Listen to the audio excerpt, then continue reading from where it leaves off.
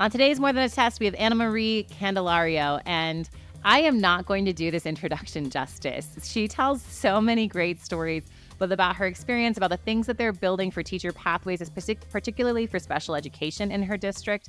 But more importantly, there's no other way to say this, her 8-university journey to a degree. And I think so often we watch those videos of kids who are like crying because they don't or do get into the school of their choice.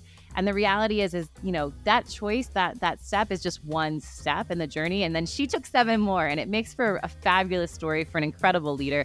Please don't miss it today on More Than a Test. Good morning, Anna Marie Candelario. Thank you for being here. Thank you so much for having me. I'm so excited to share my story. I'm excited for you to be here because I know you're really busy. We were just talking about how you're working on your doctorate. You're part of WLE. This is a new role for you. So for you to make time this morning means a lot to me. So tell me a little bit about what you're currently doing in your district. Sure. My position is the Director of Planning and Development. It's a newer position. It is connected to the Illinois Teacher Vacancy Grant. My position solely is to create the Grow Your Own program. So we work on working with community members, paraprofessionals, substitutes, and helping them grow into the teaching profession, specifically in high needs areas like special education, EL, math and science. And so what we do is we have different pathways. So we are working on growing our own. Our first pathway begins actually in July, and we have 20 residents that are going to be working on their masters and also working in the classroom. So they're getting experience, but also getting experience through coursework. That's incredible. So my understanding is this grant in Illinois is meant to be a response to the teacher shortage and making sure that you have people to fill your trained and qualified teachers in every classroom. Does that sound right? That is correct. So tell me a little bit about these 20 fellows. If they're Grow Your Own, are they currently working in your district as paraprofessionals? They are. So either they are paraprofessionals or substitutes, or found out they're maybe stay-at-home moms and decided that they want to be teachers and they just had to wait until their kids were a little bit older. So we opened it up to community members as well. And then we bring them in as paraprofessionals for the first year. And then we grow them through the coursework and through the residency program. So I have individuals that received their first degree in another country and struggled to really grow their teacher license because of just barriers that we know that could be part of education. I have a few men that are part of the program, which we know there's special education shortage, but also male teacher shortage. And then I also have some individuals that are from diverse backgrounds, which we also know that teachers of color are also a shortage as well. And so we have a very diverse group of 20 residents that are so excited and inspirational, just even being with them for the short time so far. And tell me, how long will the entire program take them? You said they're going to get a master's. How much of the cost do they cover? And are they all getting a master's from the same place? They are getting the master's, and I have to shout out our EPP, which is Aurora University, which is a Hispanic serving institution. And so they are a partner for all pathways. And so what the program, because it's a unique program, we are starting with our master's in early ed, and they will graduate in December of 2025. And so they will be doing their student teaching as their teacher of record. So that's really exciting. But on top of that, we are trying to create a well-rounded educator. So the district is paying for the special education endorsement and EL endorsement. So our teachers within the 3 years are going to have a master's in elementary ed with a special education and EL endorsement. So that puts them also on one of the highest paying scales in our district. Okay, so let's talk about the pain points that led to this program. So what does your teacher shortage look like in your district? Like how many teachers overall do you have? And do you still have classrooms without qualified teachers right now? So we do. So we've had some special education teachers that have had to pick up, different caseloads, and we've had to combine some classrooms. But currently right now, when we completed kind of our check-in point with the teacher vacancy grant, we had 23 for vacancies in special education and dual language. So we were still feeling the shortage, even, when we did the check-in in February, we were still, we had that opening, all those openings for those high need areas. And you have a special education background, right? I do. Yes, I was originally a special education teacher in middle school and high school in New York City. And then I also was a director of special education for a bit. So I kind of diverted into this position. So tell me, when you look at that vacancy in special education being like the high needs area for your district, what do you think makes it so hard to teach special education, or why are those vacancies there, I guess? Yeah. So, number one, teachers need to feel supported. So, having a person to go to, a mentor, is so huge. And so, part of the residency program was also redesigning our mentoring program. And so, the special education specifically, a lot of times we have a uniformed induction plan for teachers and educators, right? And so, we need to start thinking about the levels of individuals that are coming in and also differentiating our induction program. And so, for example, with special education teachers, we need to make sure our induction includes IEP writing, how to use IEP system, how to deal with significant behaviors, all the different things, how to support students, that need structured programming.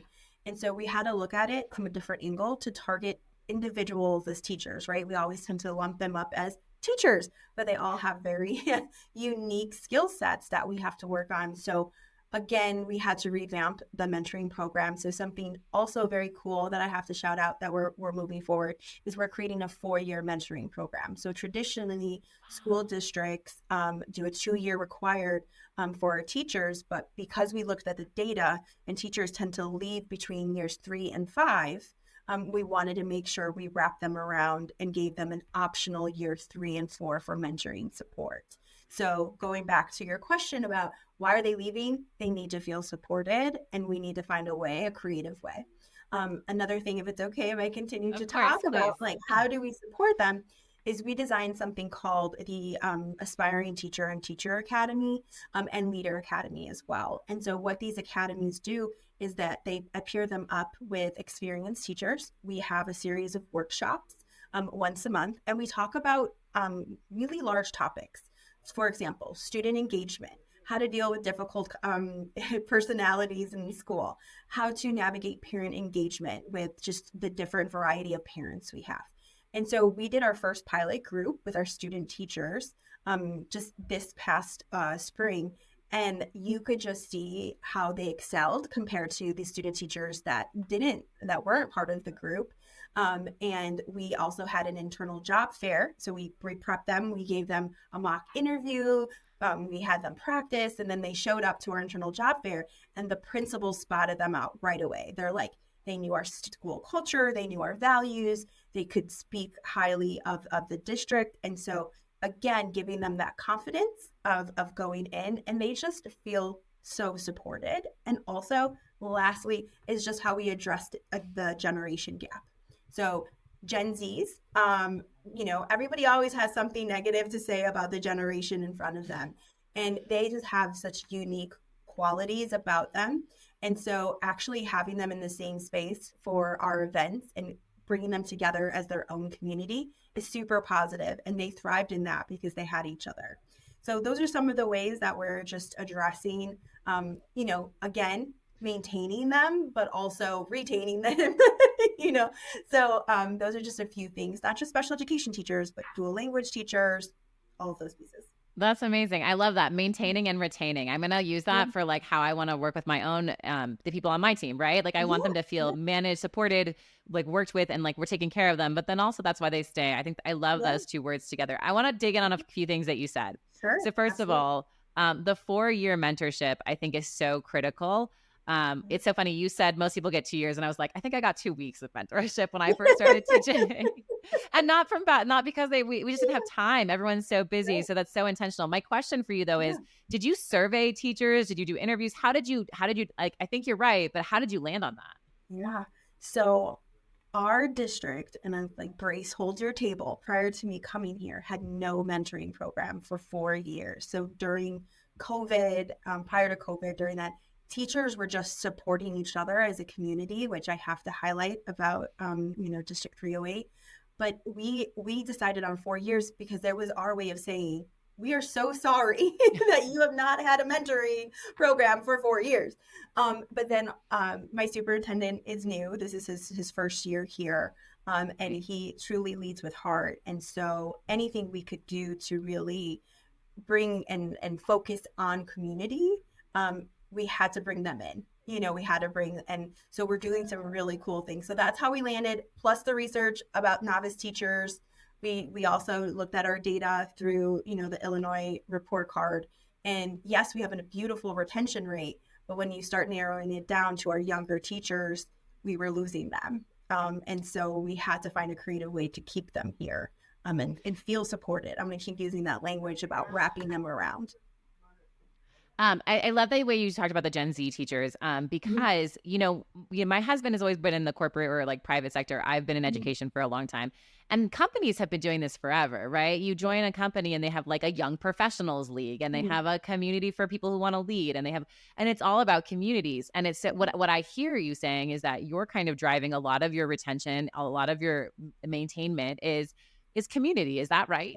That is correct. And that is, we, for District 308, we have a hashtag, we are better together, and really trying to showcase that saying better together through everything we do. And so building communities, I don't know if you're familiar with affinity groups.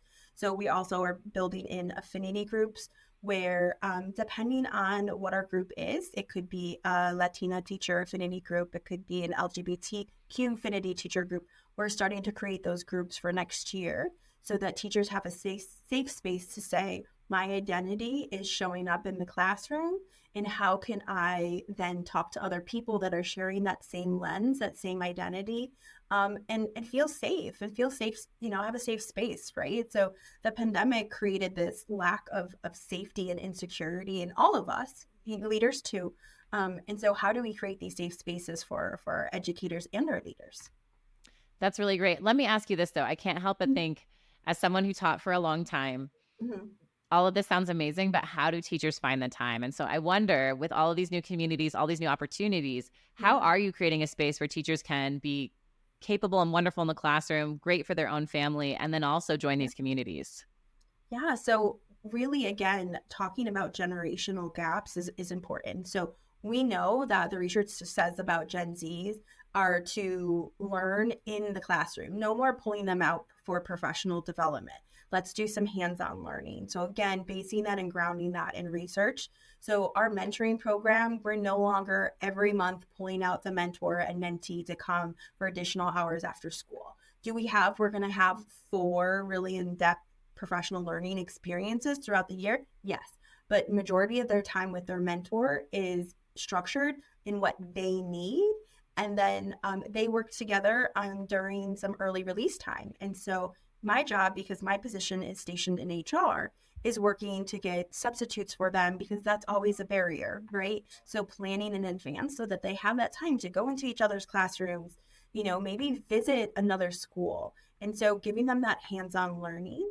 And then again, working through the piece of it's optional, right? So we know a lot of the parents are very involved. So our teachers, our educators are also parents in the community. It's a very led community. And so we don't want to impede in that. So looking at having these sessions during the school day, working on increasing our sub coverage, giving our paraprofessionals the resources of becoming substitutes, getting their substitute license. So thinking of all of those barriers that got into the way of thinking outside the box. And so the academies are going to be during the day.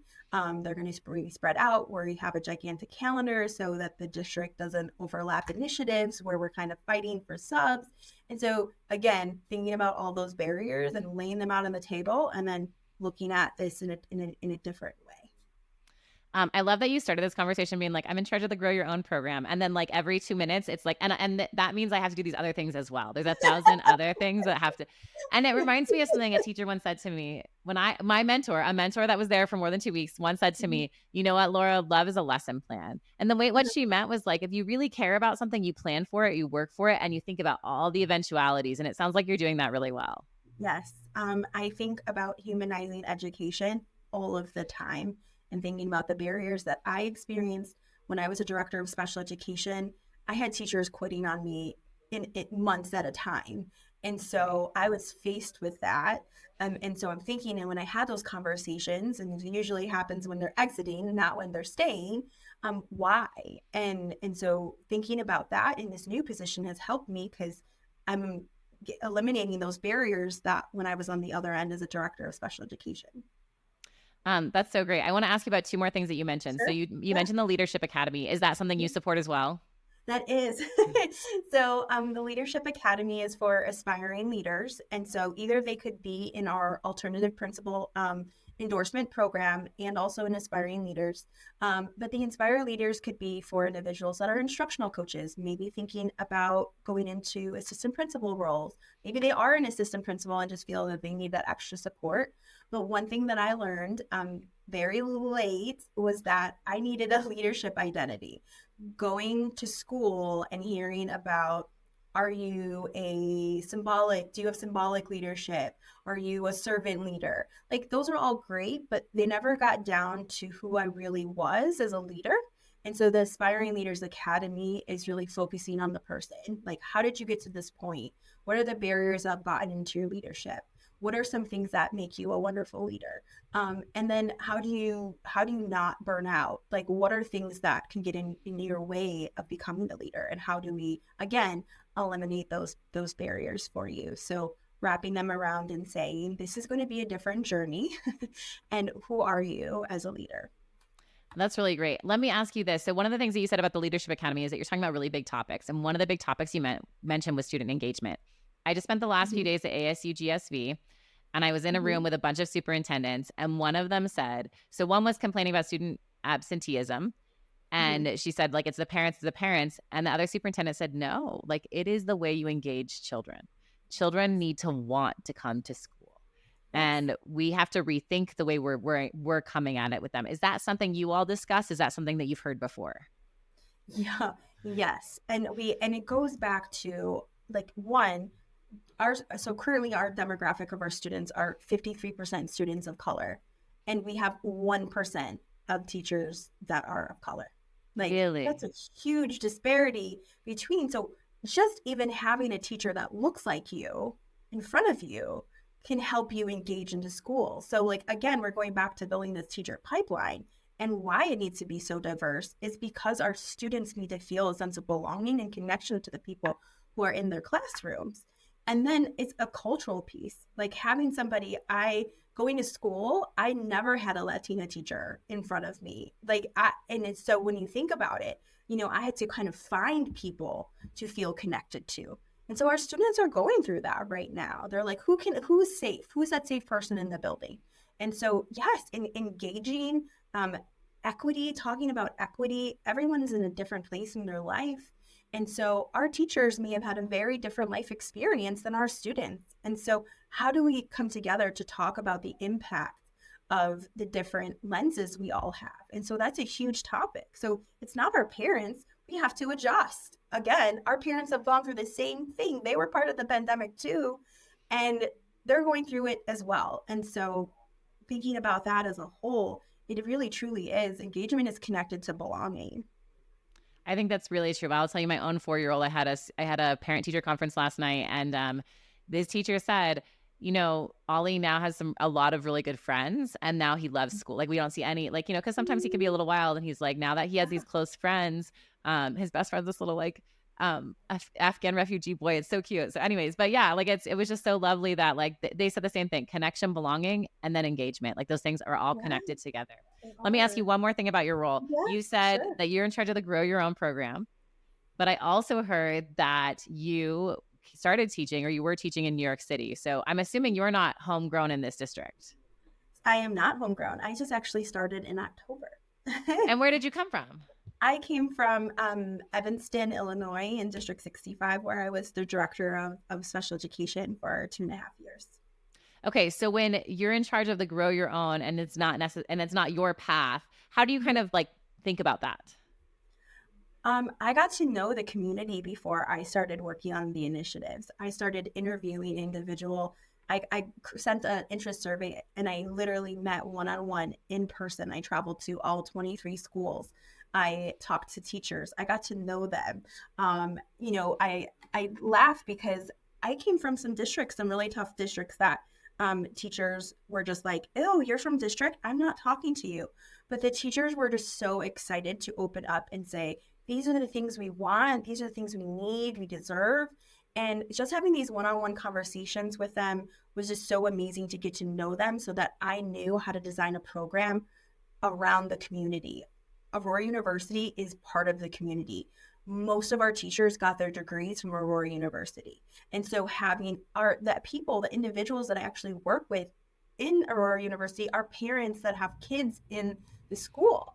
And so I joke because just having individual conversations with teachers are so powerful. I had a teacher send me a deck of horses. There's a lot of horses in Oswego. And I told her how amazed I was about horses, that because I'm a city girl, I'm like, oh my gosh. And she was like, I just loved how you passionately talked about horses. And she sent me some horses from a friend's farm. And I was like, this is amazing. I just haven't had this experience always being in an urban setting. That's so great. I love the way you connect with your educators. Okay, we talked a lot about your role and all the amazing work that you're doing. I'd like to talk about you a little bit. And what I've heard you say as part of your leadership academy is understanding your leadership identity. Yeah. And so, while I'm sure there's a long journey and lots that you put in there, maybe succinctly, could you tell us a little bit about your leadership identity? Sure. So my teacher leadership journey was not an easy one. I am first generation Latina and first generation graduating high school and college. And so I was in honors classes. My mom was all about traditional, you go to school, you achieve, you get, you ace your academics because that's the only way to be successful here. And so I did that, but I was actually a product of racism, like systematic biases, where, my college counselor gave me a community college brochure, not a university brochure, even though I was in honors and AP courses. And so I found my way fighting. I told the high school students, I just did my story called 8 Colleges Later, where I went to 8 colleges and I had to figure out my way of where do I belong, where do I fit in. And so by the time I got my bachelor's in Roosevelt University, and then I tried to be a counselor, and people were like, no, you're not a good fit because you traveled around a lot and you're just, there's something about you. And I'm like, that is such a microaggression. And so I was like, you know what? I don't want to be a counselor. Keep your counselor program to yourself. And so that's how, that's a nice way to say it. But that's how I ended up becoming a special educator. So I went to Northeastern Illinois University, which was an amazing program all around equity, culturally responsive. And I felt so prepared leaving that program as a special educator. And then I moved to New York City, got a lot of experience in Brooklyn, and realized my passion was around leadership and supporting at-risk students in leading up to special education. And so when I came back to Chicago, I got my first administrator job as, a coordinator of behavior. And so I was in Melrose, Mayward Park, Illinois, which is a predominantly, urban area. And I was like, this is what I love. And so working with our most marginalized group of children, of families, it was where my heart was. And sometimes districts, they help you grow, or sometimes you have to move on and to the next level. And I knew I was ready for that director position. And so I moved on to Evanston. And that's where I really got nurtured of who I was as a leader. So one, there's not many female superintendents in nationwide. I believe it's like 4% of women of color, and 13% of men and women of color in superintendency. And so there's not that many mentors for us. And so when I began in Evanston, my superintendent was Dr. Devon Wharton, who currently is the superintendent in Decatur, Georgia. He met me for 6 months and he's like, you're a firecracker. And I'm like, what? I was like, is that a good thing or a bad thing? Because in the previous districts, my bosses would have been like, she's a firecracker, watch out. And he was like, no, we need people like you that are passionate, that are ready to move forward, to be disruptive in education. And that was the first time I felt seen. And I said, I really want to do this Aspiring Latinas Academy from AASA. And he was like, okay. And I was like, it's $5,000. He's like, okay. And I'm like, but Wow. known me for 6 months. And he said, okay. And I was like, this is amazing. I'm forever like grateful for you. And that experience being with a national wide organization and meeting all of these Latino superintendents changed my life. I opened up my eyes. I was filled with hope. I felt so supported and also seen. You could see kind of this reoccurring theme for me about belonging and just feeling that sense of identity that I finally figured out who I was. And so, I did have to move on from Evanston because I was burning out with the level of work I was doing in special education. But it was that group that kept me like solid. That's so great. I have so much I want to dig in on. First, the eight Yeah, colleges piece. I think I can't just skip over it. So from the moment you yeah, entered undergraduate to your bachelor's degree, you switched schools 7 times and went to 8 different schools. that is correct. Yes. I'm I sorry. went, Go ahead. yes, go ahead. No, please. Well, I wish that like I could take you to every high school because I feel like this is the moment where a lot of kids are getting their acceptance letters or not. And it Yeah, feels like this is like their identity. Like tomorrow I yeah, am Carnegie Mellon, tomorrow I am NYU, or I'm not. yeah, And what I yeah, hear you saying is like, it's the next step in your identity, but it's not necessary. And you might not pick the right one. Tell me a little bit more. I mean, I don't know all of the details, but just like a little bit about that yeah. decision and what that was like. So like I mentioned, I had to figure things out for myself. My family didn't have any background in education. My career counselors were not helpful. So I decided I'm going to go to the biggest university in Chicago, UIC. Okay, well, that was just a horrible choice because I like that close, intimate relationships with my teacher. And I was sitting in lectures that had like 400 kids. And I was like, again, not feeling seen, don't know what I'm doing navigating this world. And so it started off with there going, this was not a good choice, Anna Marie. This was not a good fit. And I ended up going and I'm very open about I was on academic probation there. And so I left to then go venture off to community colleges. And then remember that firecracker piece I told you about? Well, that kind of also it was shining in my community colleges when I'm working with professors that I was like, you're not treating me the right way. You're treating me differently. And so I bumped head with a few professors in my trajectory of 8 colleges. And so I was like, nope, this is not the right fit for me. Moving on. Nope, this is not the right fit. Until finally I had a panic moment where I was a paraprofessional. I was paying to go to try to figure out school. I was bartending at night. And I had to figure out what school that was going to accept me and welcome me. And that was Roosevelt University. It's a private university in Chicago. And I took night classes. And I was like, it's smaller. I think this would be a good fit. Well, the women that were in these classes were all moms going back to school.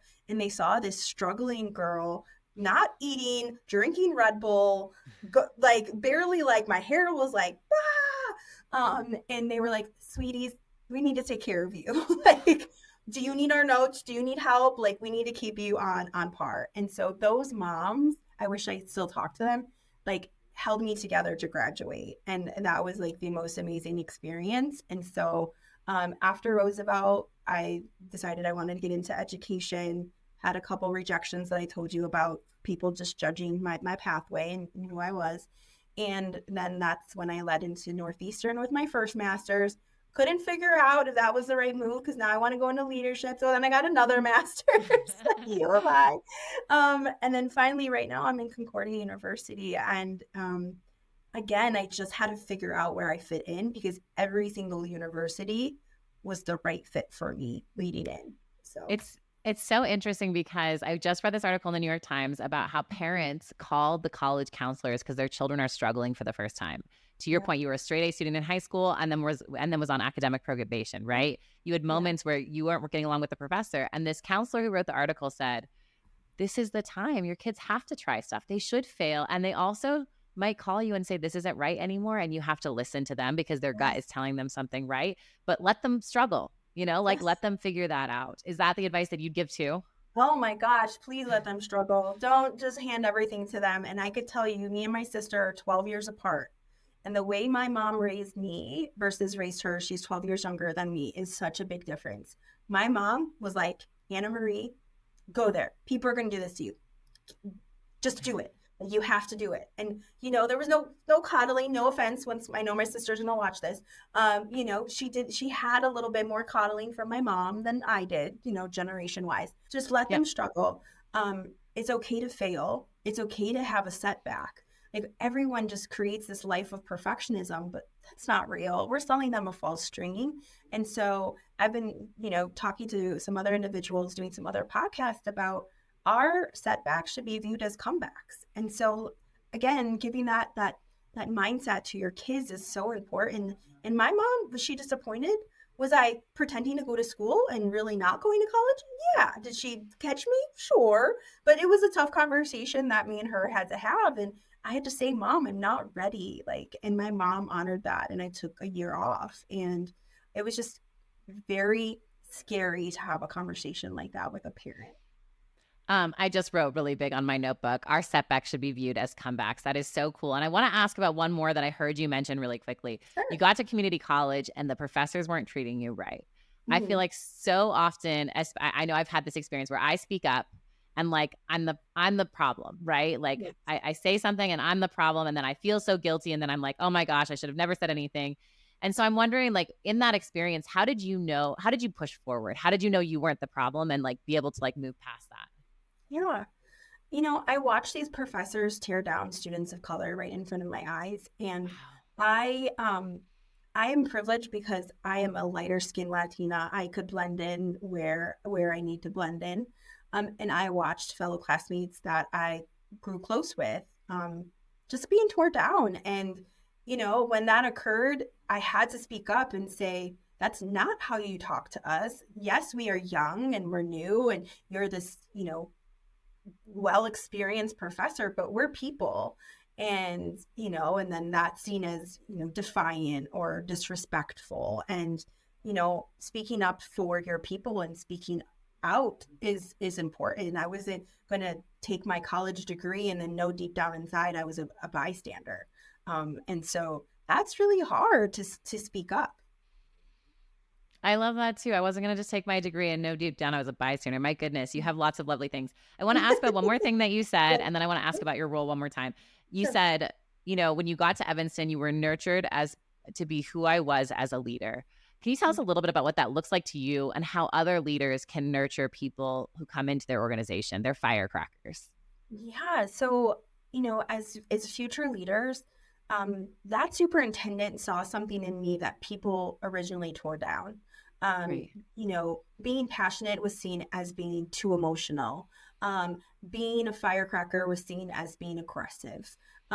Crying was seen as, weak. And so all of these things that were taught to me, I finally was with a mentor that said, those are great qualities. Those people are wrong. You can channel all of those things.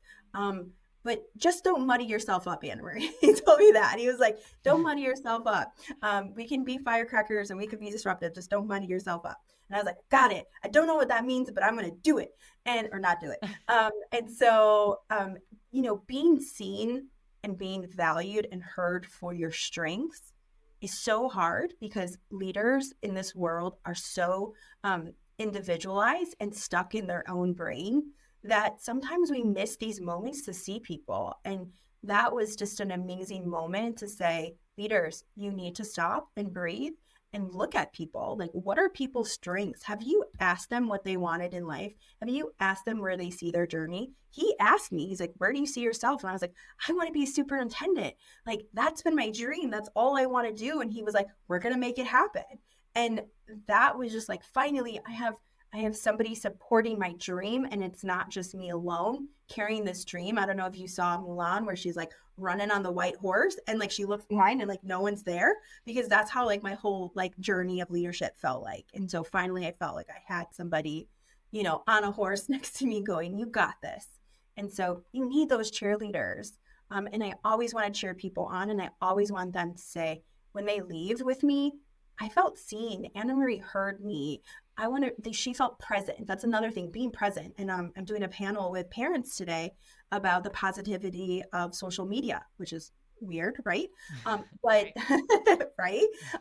But my biggest push is that like feeling seen and building a brand and going forward and not living on technology. You could still be seen and create a brand, but I always put my phone down whenever I'm with colleagues or with staff, like be present so people could feel seen and unheard. I really love that. And I appreciate the reminder on our phones because we all need it. Yes. You have this cool role. I'm sure like a lot of the people who listen to our show are their teachers, they're educators. And they've thought of like, maybe they don't want to be a superintendent or a principal, but they do want to help and they do care about things like teacher shortage and special education. Yeah. And I think what we're seeing across the country are like new roles popping up, right? Roles like yours or like head of AI or head of whatever, because like the needs are new, right? We're recognizing that the gaps are different than what we expected. And I guess my question to you is if you were talking to an educator who doesn't know where they fit or doesn't even like sees a role in HR and they're like, I can't do that, right? What would you tell Yeah. them? And how did you know this is the role for you? Yeah.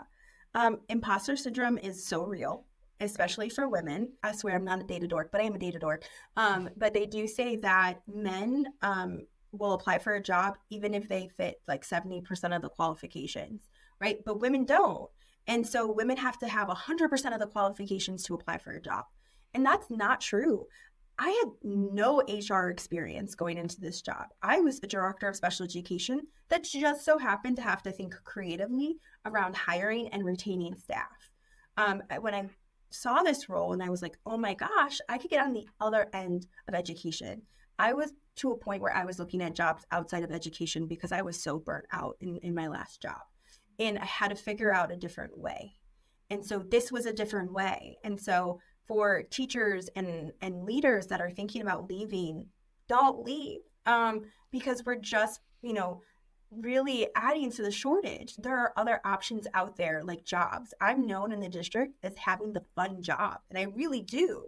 And so I get to build and grow student teachers and teachers and watch their little light bulbs on top of their head light up. And it is the most amazing thing. And I bounced back so quickly because of a job like this.